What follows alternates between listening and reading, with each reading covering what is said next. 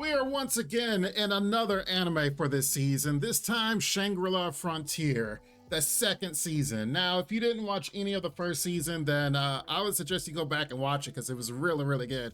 And now we are here on season 2, which literally picks up right where season 1 left off, which is great because the adventures of these characters in the show are actually pretty cool. I mean, it does what Sword Art Online doesn't do. If you look at Sword Art Online in the whole encompassing show, there was a lot that they had to do over time. Like they skipped around and stuff. With Shangri-La Frontier, it's almost like you're in the day of the life of not necessarily an average player, but a player of some skill, and then their adventures in an MMO. There's not necessarily high stakes like his life is on the line, which is fine. We don't have to sit there and be worried about like, you know, whether they're gonna die or not.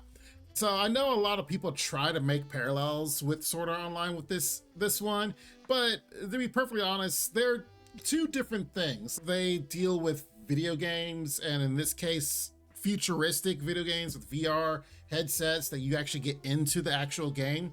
But aside from that, it's pretty much everything else is different. Sunraku is basically playing for fun, and not only that, he actually plays other games as well, while Sword Art Online was pretty much a life or death stakes type deal. So they're two different things, and I don't think you can really compare the two. But people still try. Regardless of that, make sure you guys like the video. Make sure you guys are subscribed if you haven't already, because we're definitely going to be getting into more Shangri-La Frontier as this season goes on. The unedited reaction is on Patreon, so make sure to check that out. Because it's the first episode, it is free, so you're more than welcome to check out and see what we reacted to in this episode. So, like I said, we are starting right off of season 1, and with Sunraku's kill on one of the main bosses in the game, ones that are of legend, he gets the reward of having a gallery of futuristic tech. The problem is he has no batteries for them, and they can't be operated. So his quest now is to find the means to make them operational. So he goes off in search of just doing that. Although he does that, he kind of ignores his best friend's emails. So as the end of this episode, his best friends are kind of looking over him.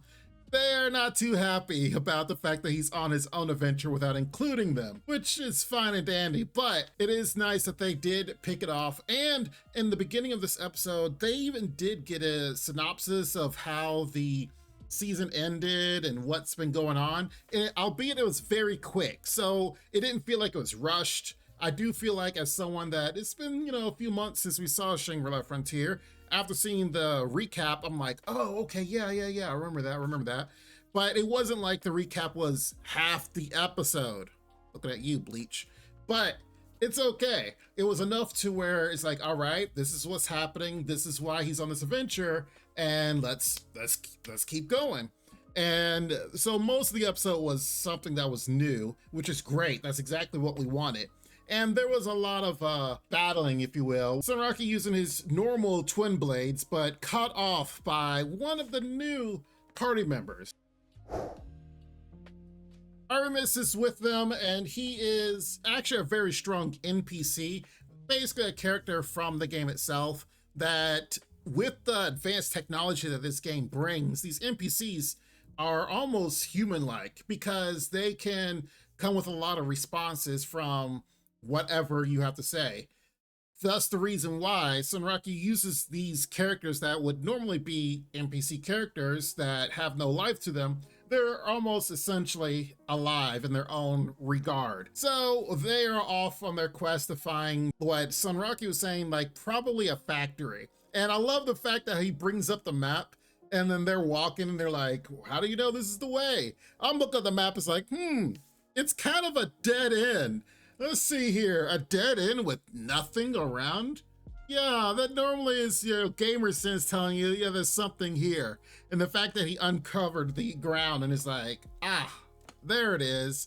So now that their adventure is going to go into, I guess, the factory underground, they're definitely going to be up against more enemies, more robots than they were in this episode. As a gamer, it's actually a lot of fun to see how they are going about attacking and going after their enemies, because they do a really good job of conveying what a gamer would be thinking at the time that you're up against something stronger. Sunraku knows what he's doing and has actually a lot of skill involved, that he's always seeing the battlefield and seeing how his enemy is portraying and how to take advantage. Because like he's going against the bomb golem, how it was in the sky, he was even saying, yeah, I could go up there with several moves and skills and hit it, but then he's like, yeah, but that wouldn't make sense when bombs are raining down on you. Now, some gamers would just do that anyway because they're like, hey, it's a game. What's the worst that can happen? I die. And with the fact he has that new decapitator weapon, I love seeing him wield these new weapons and how he gets them, because they are of value. You know, whenever he gets a new weapon, he cherishes it and then tries to use its skills, and then it's like, oh, this is my baby right now. You know, but he may upgrade to a different weapon. So it's, like I said, this anime has a really good job of conveying the emotions of what an actual online gamer or even an MMO player would feel when dealing with different aspects, getting equipment or dealing with bosses. Overall, I think this is a great episode and was really good to kind of get back into the swing of things with Shangri-La Frontier. And I am awaiting for the future, because there was a lot of stuff that was disclosed in the opening and closing that, for the most part, I was like, okay, I can kind of see where maybe this adventure may go. Now, granted, there's no way in telling, because there are a lot of other characters that are brought up in Shangri-La, like at the developers and kind of their point of view, as they got the news that someone actually took down one of their main bosses, and how they also have the new DLC stuff coming out. So a lot of things that developers will be thinking in the background are showcased a little bit. So I'm looking forward to seeing how, as Sunraku goes into the game and gets even better and better at it, how the developers will cope with different things. Will there be nerfs and such, buffs that will come out in the future? You know, things that actual players have to deal with. But let us get into the analysis of the opening and closing, because both of those, especially the opening, was absolute fire. So we definitely got to get involved in this. Now, this red light, green light thing that they started off with was pretty nice, because the last few openings, especially in season 1, they did a really good job of comparing, showing like the real world, what they look like, and then what they look like in the actual game. So you can see the comparison between the two, you know, the character versus their avatar. It wouldn't be Shangri-La Frontier if they didn't open up with a heavy metal part as the, you know, the title comes into play. Now, this is where I was talking about before. This is like the reward that Sunraku has, this whole gallery of high-tech weaponry that he can't have access to right now because he doesn't have the means to use them.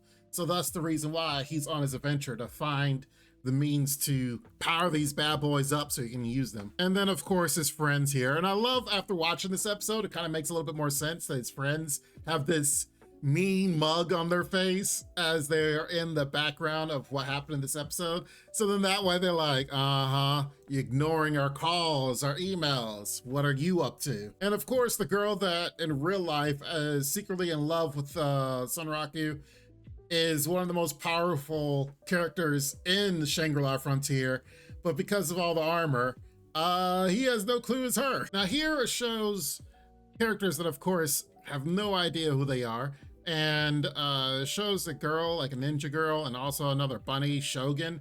I assume they're new characters that are going to be displayed, or Sunraku is going to make friends of in the future, especially the fact that she has his bunny companion, which is weird that the bunny companion's with this character, which almost made me think that this might have been a disguise of Sunraku's, but I don't think so because of the way that the ending song made it. It made it look like this was a new character. Now here, there's all these relics. I almost believe that there are probably rewards that are drops that he gets from defeating bosses. Like, it does showcase like the idols that he won from some of the minions. So they're like some of the winnings. Like here, I'll showcase in the future from the theme. I think this is a drop from the crystallized boss that actually displays in the future of the song. And of course, here is showing all different characters that Sunraku is kind of come in contact with. They may be important in the future, but right now, for the first season, they were just, you know, here and there. Now, this is where it gets a little twisted because the fact that the bunny gets found, it looks like the bunny's going to get found out even more so if they're going to have all these people try to jump it.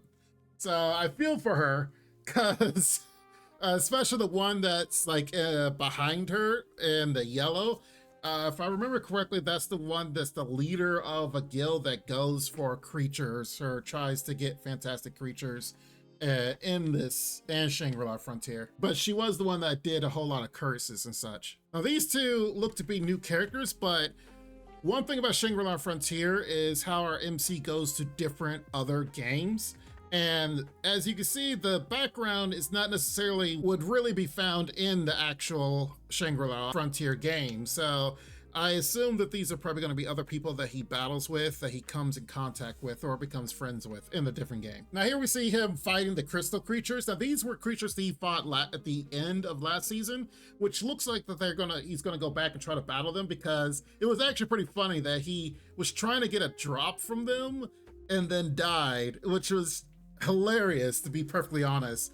The fact that he tried so hard and was trying to get like a whole set and items, and then it failed. And then of course the golems from today's episode, which makes this make more sense. Now here's where I think that he's going to be in a different game, because it goes into like a mech battle type deal, which I don't know if it's going to be the game that he got at the end of this episode in the mini section. But it does look like this is the same background that those other characters came from. So like I said, I think this is where he's going to find more allies. I assume that it's going to be like some type of tournament of some sort, because it's like, why would he stop Shangri-La to play this other trash game unless there was some reason for it? But I will say the first season did have him jump in other games kind of for the fun of it. So it doesn't necessarily mean that is the case, but we shall see. Now here is where I think that this is a boss of the crystal area, because in this area is showing a lot of different bosses slash units. And here is, of course, you know, bosses are normally different than the regular crystallized units. The other crystallized units are like blue, while this one is kind of multicolored. And thus the reason why I believe that that core drop that we saw earlier in this theme song might have been a drop from it, because there is one more indicator that shows that Sunraku actually kills this. And this is where the ninja girl, like I said, it's probably going to be an ally he finds of some sort, or another, I don't know if it's going to be a player character or if it's going to be a character that is in the ruins. Probably we'll learn more about this next episode 2 or 3. That's my guess, but we shall see. Here his friends are actually battling in, looks like inside the factory, so that's the reason why I'm like, okay, next week's episode or episode 2 is probably gonna be they all go in there.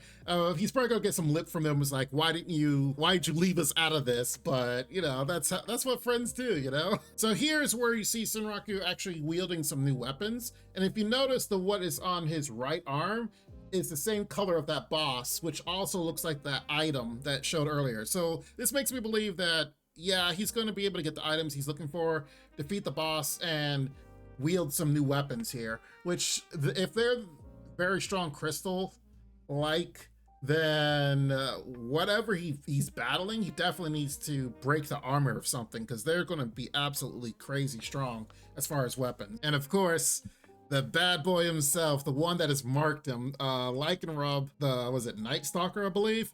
This is the whole reason, like, he wants his revenge against them, which he should get it. But of course, it's going to take some time to get to that point. Now, as fun as that opening was, which is so good, it's made by Lisa, so of course it's going to be good. The ending song doesn't really give you too much as far as clues of what could be happening this season. It was just kind of funny how it was almost like they were in like a mob, like the mafia or some sort. And it was like, okay, all right, this is pretty funny. What they're doing here, as they're trying to be like, as the song implies, dancers. The key is that it introduces some more characters that are probably coming up this season. Like this one, I have no idea who this is. We will probably learn later. And this is the ninja girl that we saw at the beginning. So this is the reason why I'm like, okay, this has got to be another character and not Sunraku in like a disguise of some sort. So it'll be interesting to learn more about her and others. As you can see, it looks like the name of the song is Dancer. Dancer in the Dark Knight. So thus the reason why they're kind of going with this theme. And it's pretty interesting how they have the girl like in her real life self, like instead of her armor. I think it would have been funny if they had her in her armor but then had like a little top hat on. It's like, okay, that would be hilarious. But it's cool they had her, you know, as she's still trying to chase after Sunraku and, you know, as a love interest. And here's where it was the most important. It kind of shows all the characters. And now, of course, these are all characters that probably more than likely is going to help Sunraku at some point in the season. And they're all, you know, dressed the way that they are dressed. But it's a good ending, I think. I thought it wasn't too bad. And I will have to say the computer graphics they made up for that chandelier was pretty nice. It's like, dang. But overall, I think this is going to be a really good season. And season 1 actually blew me away of how good it was.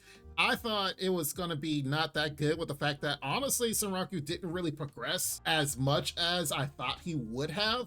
But the strides and the stuff that he did, he was very meticulous, and of course fell into all these bonus things that helped him build out his character the way it is right now. So I'm looking forward to more of that as he builds up his character, albeit gets a little stronger and stronger and stronger. And then of course I'm sure we'll be able to meet other characters that are as strong that he might, you know, duel against or work with, or as the game implies, learn more about the world that is Shangri-La Frontier. So I'm looking forward to more episodes of this. This looks like it's going to be a really good season. If it's anything like the first one, it definitely will be. But tell me what you guys think in the comments down below. Make sure you like the video. Make sure you guys are subscribed if you aren't already. And we'll definitely discuss more about this. But remember, no spoilers, please.